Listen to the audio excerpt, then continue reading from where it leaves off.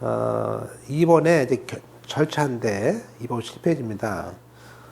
일단 주식 교환은 이제 계약서를 만듭니다. 계약서를 서로 간에. 그래서 그 계약서를 가져가서 이제 각 이제 주총에서 이런 계약을 하겠다 해가지고 주총에 특별 결의를 이제 하게 되는 것이죠. 그죠? 그 다음에 이제 5항에 보시면요. 5항에 오른쪽 5항에 주식 언더라인만 보겠습니다. 주식 교환을 해서 그 교환에 관련되는 그 회사에 또 각 회사에 어떤 주주의 부담이 있을 때는 그 주주, 그 종류주라는 건 그 주주끼리 또 전원의 주주총회에 전원의 동의가 있어야 됩니다. 자, 그럼 이제 그 밑에 보실까요? 첫째, 교환하는 양 회사의 대표이사가 그죠? 만나서 주식 교환 계약서를 만듭니다.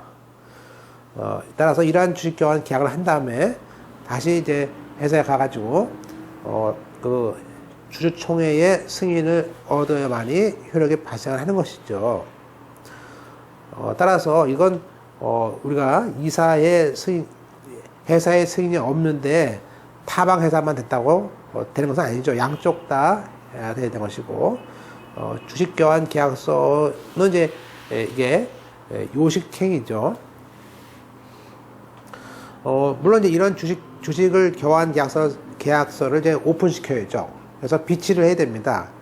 그래서 사전에 공시를 해야 되는데, 적어도 이사는 그 주총회 주주총회를 열기 전 2주 전에, 2주 전부터, 주식 교환의 날 이후에 6개월이 경과할 때까지, 주식 교환서를 이제 회사에다가 비치를 해놓겠죠.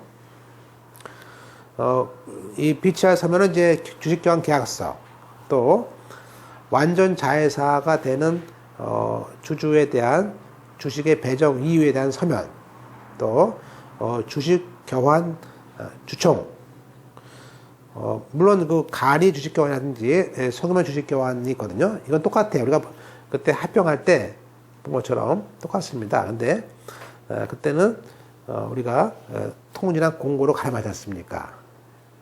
그래서 우리가 6개월에 작성된 각종 대차 대조표라든지 손익계산서 같은 것들을 이제 비치해 놓고요. 애우지 마세요. 그러면 이제 이거를 이제 주주들이 열람을 해야 됩니다. 근데 주식 교환은 회사 채권자에게는 관계가 없어요. 그래서 채권자에는 열람권이 없고요.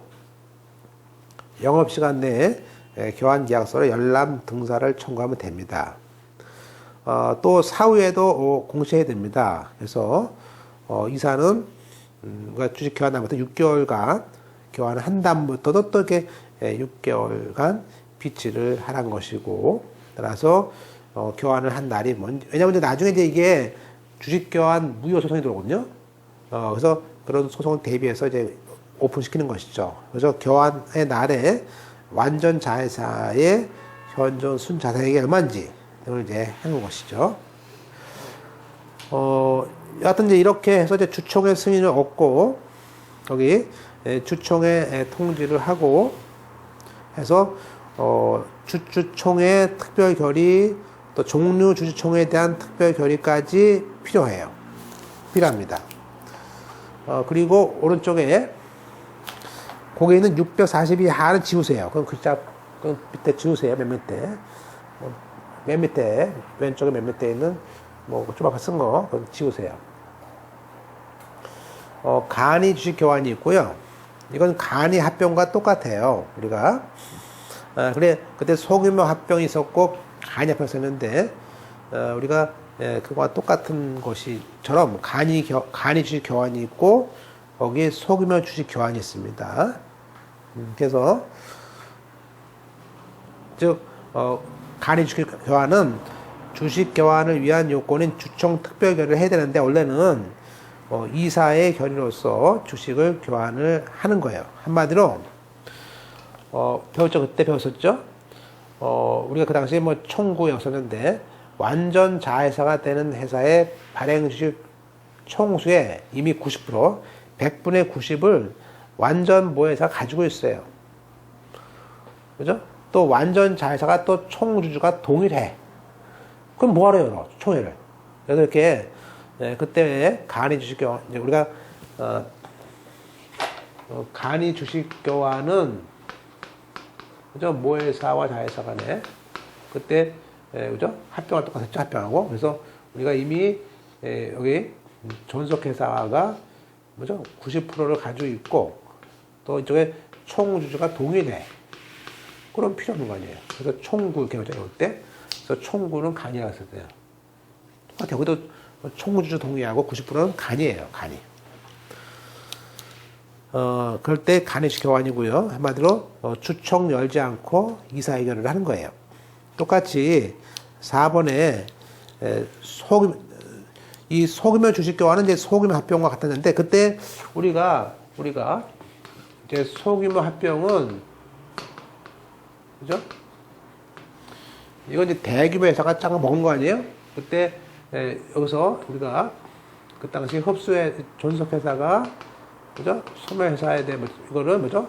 여기서 적어도 이게 적어도 5% 전체 주총수의 5%도 안 되는 거 아셨죠? 근데 그 당시에 이제 5%를 뭐죠? 그 당시에 10%로 바꿨잖아요. 그때 바꿨거든요. 그래서 그 당시에는 이 존속회사가 10% 정도는 안 된다. 이 주식 총수에 소매회사에. 근데 이거는요.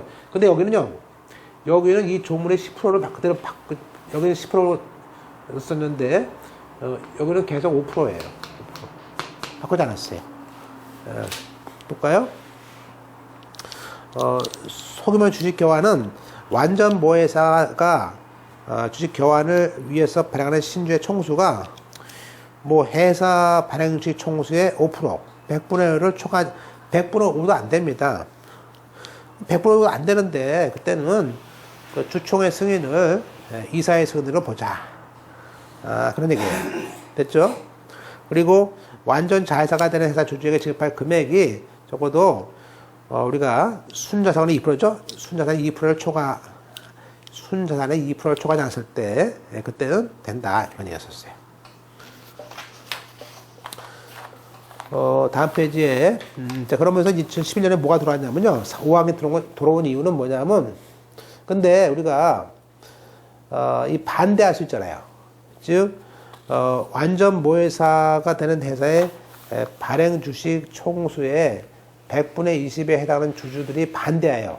그때도 여기서 만약에 여기 있는 주주들이 그죠? 20%에 해당하는 사람들이 반대하면 이사회가 아니고 추천을 열어야 돼요.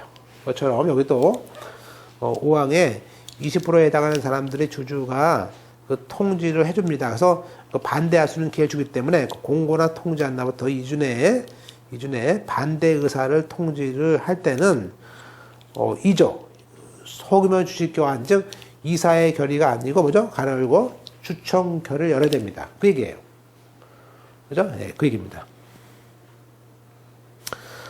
밑에 그 개정법에서는 소규모 합병과 소규모 분할의 경우에 그 요건을 100분의 10으로 완화했거든요. 근데 여기는 계속 소규모 주식 교환의 경우에는 5% 요건을 그대로 유지했어요. 그리고 개정법 5항이 왜 들어갔냐면 소규모 교환이죠. 이 소규모 교환에 대해서 반대 주주가 20%가 넘어가면 안 되거든요. 그랬을 때 그 반대 통지를 할 기간이 빠졌는데 우리가 반대 주주에게 통지 기간을 집어넣습니다. 그죠?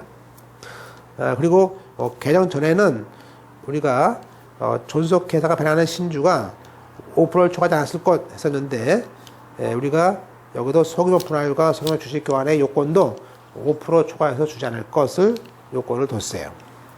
그죠? 따라서 우리가 그것만 아시면 될 것 같고요. 나머지는 이제 됐습니다. 넘어가서 5번에 그 반대 주주의 그 주식 매수 청구권이 있죠. 그죠? 반대 의사를 이제 청구를 하는 것이죠. 네. 자, 넘어가시고 그 다음에 나머지 다 보실 필요 없습니다. 이거 외우기도 힘들고요. 예, 그렇게 나오지도 않고. 그 다음에 주식의 교환. 자, 3번에 완전 자회사는 주식을 이제 넘겨주고요. 이제 그 권리는 다 실효됩니다. 자, 주식 교환의 효력이 발생하면 완전 자회사가 되는 회사의 모든 주식은 완전 모회사가 소유를 합니다. 그죠? 완전 모회사가 되는 것이죠. 따라서 완전 자회사가 되는 회사의 주주가 소유한 주권을, 구주권을 제출을 해야 되겠죠. 그죠? 그 다음에, 자, 양가로 2번에 완전 모회사는 먼저, 이제, 구주권을 받았으니까, 이제 대가를 줘야 할 거 아니에요. 신주를 발행하거나, 자기 주식을 넘겨주는 겁니다. 그래서 오른쪽에 완전 모회사가 되는 회사는 완전 자회사가 되는 회사의 주주에게 그 교환 계약서에 정해진 바에 따라서 신주를 발행하지 못해요. 또는 완전 모회사가 되는 회사는 신주 발행 대신에 가지고 있는 자기 주식을 완전 자회사에게 또 주면 돼요. 그죠? 그 다음에 3번에, 그러면 우리가 뒤에, 우리가 주식의 교환과 좀 이따가 주식의 이전이 있거든요. 자, 주식의 교환은, 여기 A라는 이 모회사, 완전 모회사가 B회사를, 이걸 전부 다 흡수하죠. 해서 얘한테 주식을 주는 거죠. 이렇게 교환. 근데 이거는요, 여기는 그게 아니고, 여기는 K라는 회사를 만들어요. 여기. 그래서 이렇게, 만약에 B와 이렇게 B2가 있다 하면요. 이 K를 만들어가지고 여기는 주식을 다 이렇게 주는 거예요. 자, 이거는 새로운 회사를 설립을 해서 주는 거예요. 그죠? 그래서 이렇게 설립을 해서 주는 방식이다. 알 수 있어요. 그래서, 자, 주식회사는, 오른쪽에 3번입니다. 기존 이미 있는 회사 간의 완전 모냐, 자냐 간의 관계를 설정하는 것에 반해서 주식의 이전은 완전 모회사를 따라 만들어요. 지주회사를. 그래서 요즘에 신한금융처럼, 신한금융이 이렇게 4가지 회사를 다 만들어서 하나 만들었잖아요. 지주회사를. 만들어가지고 이 회사에 다 주식을 다 주는 거예요. 이렇게. 그죠? 지배회사라고. 그래서 우리가 지주회사죠. 그래서 그런 점에서 설립을 한다는 점에서 우리가 다르다. 그죠? 또 완전 모회사의 경우에는 자본금의 증가가 한도가 있어야 돼. 근데 그 대신에 우리가 얘가 얘한테 주식을 가져오고 얘한테 줄 거 아니에요. 근데 그러면 얘가 자본금이 늘어난단 말이에요. 그러면 이 자본금을 무한대로 줄 수 있냐? 그건 아니란 것이죠. 따라서 완전 모회사가, 그죠? 당연히 주식을 발행해서 주거나 해서 자본금이 늘어난단 말이에요. 그러면 자본 증가에 대해서 한도가 있습니다. 예컨대 그것이 우리가 360조의 7에 보면 완전 모회사의 자본금의 증가도 한도가 있다. 즉 1항의 완전 모회사가 되는 회사의 자본금은 주식의 교환의 날에 완전 자회사가 되는 회사에 현존하는 순자산액에서, 그러니까 주식 교환하는 날에 완전 자회사가 되는 회사의 현존 순자산액에서 다음의 액을 뺀 것을 초과할 수는 없다. 즉 완전 자회사가 회사의 주주에게 줄 금액 빼고 또 완전 자회사가 되는 회사 주주에게 전하는 회계장부 합계액을 뺀다는데 이건 나오지 않습니다. 이건 회계학 쪽에 있는 것이니까. 한마디로 좀 풀어서 말하면요. 원칙 말씀드리겠어요. 그 모회사의 자본금은 주식이 교환하는 날에 완전 자회사의 현존 순잔액을 초과할 수 없다는 얘기는 무슨 얘기냐면 우리가 순이다. 원래 자산 마이너스 부채거든요. 그러니까 보통 이제 대탈 같은 거 할 때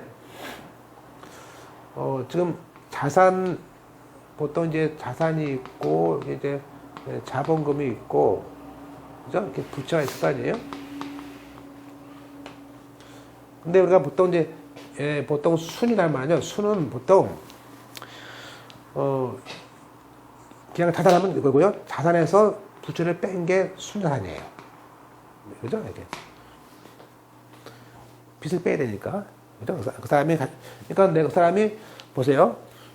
A라는 사람이 나도 돈이 얼마 있어. 자기 재산이 100억이래. 100억이에요. 재산이 100억이죠? 근데 순자산은요, 빚 빼면 없어. 깡통이야. 그럴 수 있잖아요. 그럴 수 있잖아. 차는 다 빌려. 렌트로. 얼마 전에 사기친 놈 있잖아요. 내가 100억 벌었다고, 내가. 걔는 뻔해. 보면 벌써. 10년 한 거잖아. 다 100억 벌었다고. 내가 뭐, 그래서 뭐 5년 동안에 100억 벌었다. 근데 그 순자산이 100억일지 모르지만 빚이 100억이면 뭐야? 순자산은 빵이지. 그죠? 그래서 우리가 자본이하고도 뻥튀가 되니까 순자산액이 적어도, 그 다음에 부채를 뺀 게 있어야 되지. 부채만 있다. 그건 어떻게, 그러면 결하면 안 된다. 그렇지. 그죠? 따라서 현존하는 순자산을 초과해? 그건 안 되는 거다. 그래서, 우리가 적어도, 가로 안에, 주식 교환으로 인해서 자회사의 주식이 모회사에게 넘어갔는데, 자회사에게 현존하는 순자산이라는 것은 모회사에게 넘겨주는 주식의 총액이죠. 예컨대 10,000주 곱하기 5,000원이면 5천만 원 아니에요? 5천만 원만큼 돌려준 거 아니에요? 그러면 당연히 그때도 발행해 주는 것은 모회사가 발행하는 것도 5천만 원만큼 발행가게 된 것이죠. 그죠? 네. 뭐 그런 것이, 네, 이거 외우지 마시고요. 그 다음에 뭐 자본준비금이라는 것이 있었고요. 요거는 이제 자본 증가 공식이 이런 식으로 이렇게 빼는데요. 뭐, 이게, 그냥 넘어가겠습니다. 나오는 것이 아니기 때문에. 자, 그 다음에 이제 4번에, 완전 모회사의 그 이사 감사의 임기 잘 나옵니다. 이것도 보세요. 그러면 우리가 A라는 그 완전 모회사의 이사 감사는, 보세요. 그러면 얘가 주식을 다 줬잖아요. 그러면, 이 회사 주주들이요. 주주들이, 지금 여기 있는 이제 이사가 갑1, 갑2예요. 그러면 이 이사들은 요 A라는 사람의 주주들이 뽑은 거죠, 아니에요? 그럼 앞으로는 이 B도 들어가서 주주를 행사할 거 아닙니까? 그러니까 다시 뽑아야지. 그래서 우리가 주식 교환하게 되면 종전에 있는 완전 모회사의 이사 감사는 완전 자회사의 주주들의 의사 없이 뽑힌 것이기 때문에 다시 이사 감사를 이번에 뽑아서, 그죠? 한마디로 완전 자회사의 주주들이 회사의 경영에 대해서 관여를 할 거 아니에요. 따라서 완전 자회사의 경우에는 완전 자회사가, 그죠? 100% 수행했는데 이런 문제가 있다는 것이죠. 따라서 1번에 완전 모회사가 되는 회사의 이사 감사는 주식 교환 전에, 만약에 주식 교환하기 전날 취입했다면 교환하고 처음 들어가는 결산기 정기총회에 다음 해 3월달 되면 나가야 돼요. 퇴임한다 그런 뜻이죠. 그죠? 네, 그런 뜻이에요. 됐죠? 물론 주식 교환 계약서에 아예 퇴임하지 않는다라고 정할 수도 있어요. 그죠? 자, 중요한 건 주식 교환의 효력 발생 시기는 주식을 교환을 한 날입니다. 따라서 주식 교환의 날은 주식 교환 계약서에 날짜를 써야 되는 것이고, 그 날 전까지 주권을 다 내놔야 돼요, B가. 따라서 이날부터 완전 자회사의 주주는 이제 완전 모회사의 주주가 되는 거죠. 주주가 되는 날이에요. 그죠? 교환 날이. 자, 이런 주식 교환에 대해서 아까처럼 뭐 자본금도 없는데 부채만 많은데 교환했어. 그러면 주식 교환 무효소를 할 수 있어요. 자, 주식 교환 무효소라는 것은 주식 교환의 무효는 각 회사의 주리감청, 주주이사 감사 총산일에 한해서 주식 교환한 날부터 몇 개월 내? 6개월 내 소로만 정할 수 있습니다. 나중에 이제 우리가 이 소송에 대해서 날짜를 나중에 제가 정리해 드릴 겁니다. 일단은 6개월이라고 알아두시고, 완전 모회사의 본전 법원에다 하는 것입니다. 만약에 그 사망에 주식 교환이 무효가 됐습니다. 그럼 다시 토해내야 돼. 그죠? 그래서 무효가 되면은, 무효 판결이 확정됐을 때는 완전 모회사가 된 회사는 주식 교환에서 발행한 주식이 있을 거 아니에요. 이나 자기 주식에 대해서 다시 이전을 해 와야 된다. 뭐 그런 얘기죠.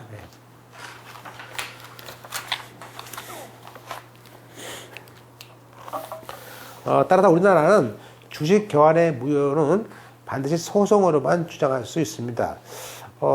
사실 이제 우리가 시험 볼 때는요, 여기 있는 제가 드린 거 왼쪽에 여기 있는 것만 제가 박스 정리해 드릴 거예요, 사실은.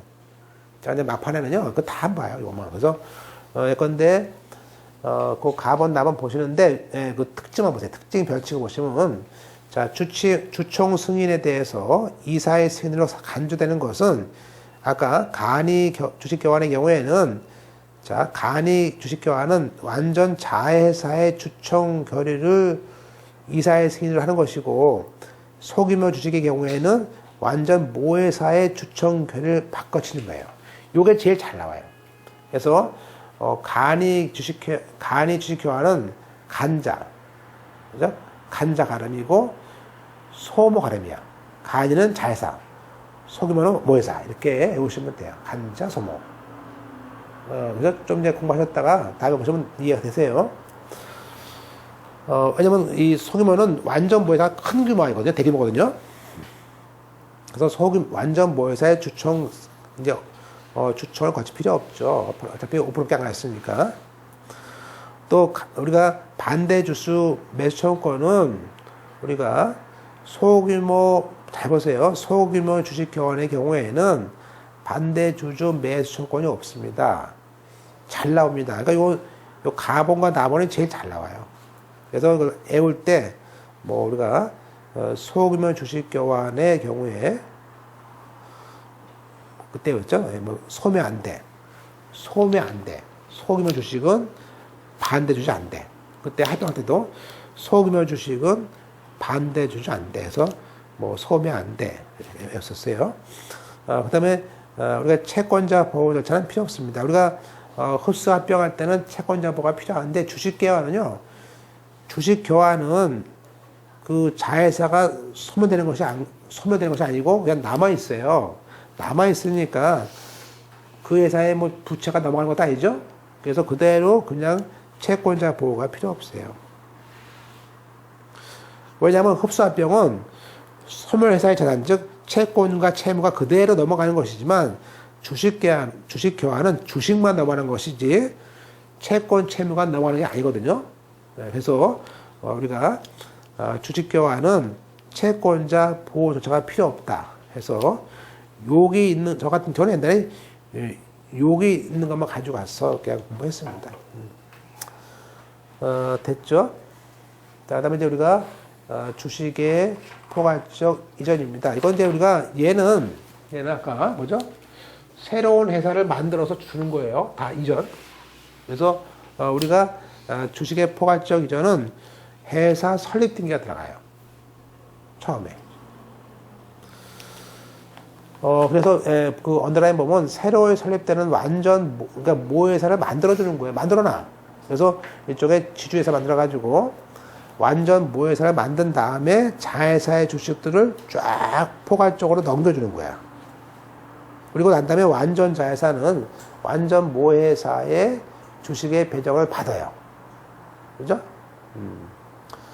다만 신산합병과 비슷하지만 완전 자회사가 소멸되는 것이 않고 남아있다는 점에서 신설합병과 달라요. 자, 그럼 비교. 포괄적 교환과 포괄적 이전은요, 하나는 앞에 거는 그죠? 자회사 걸 다 양도하는 것이고, 포괄적 이전은 이미 있는 것이 아니고 신설되는 회사에다가 양도하는 거야. 또, 합병은요. 합병은 권리 의무가 변동이 되는 것에 비해서 또 채권자 보호가 필요한데 여기는 권리 의무가 그대로고 주식만 바꾸는 거예요. 또 개별적인 주식의 양도는 주주들이 계약서에 의해서 자발적으로 하는 것에 대해서 포괄적 교환과 포괄적 이전은요. 단체법상이라는 주총 결의에서 법률에 의해서 그냥 넘어가는 거예요. 그죠?